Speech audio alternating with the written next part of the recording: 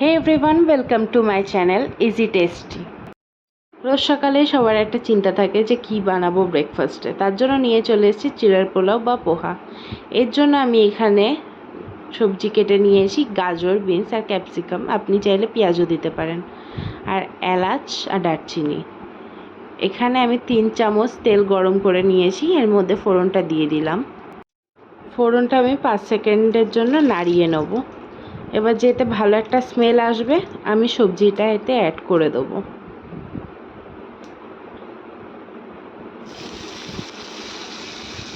সবজিটা অ্যাড করে নিয়ে এবার এর মধ্যে হলুদ আর স্বাদ মতো নুন দিয়ে দিলাম। এবার এটাকে ভালো করে ভেজে নেব।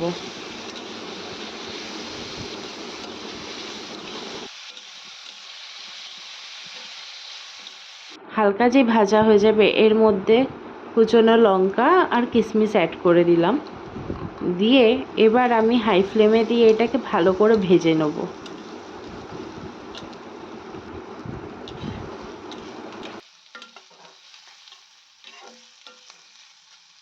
সবজিটা প্রায় ভাজা হয়ে গেছে। আমি এখানে আমাদের আন্দাজ মতন চিড়া নিয়ে নিলাম, নিয়ে ভালোভাবে ধুয়ে নেব।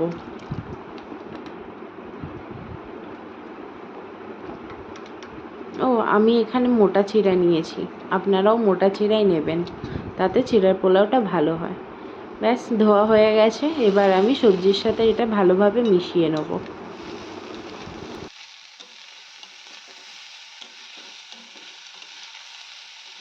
ভালোভাবে এটা মিশিয়ে নিয়েছি। এবার আমি সামান্য চিনি দিয়ে দিলাম।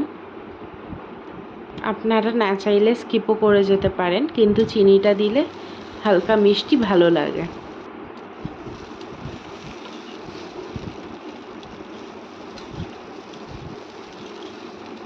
ব্যাস তৈরি। এবার সামান্য গোলমরিচ ছিটিয়ে দেবো।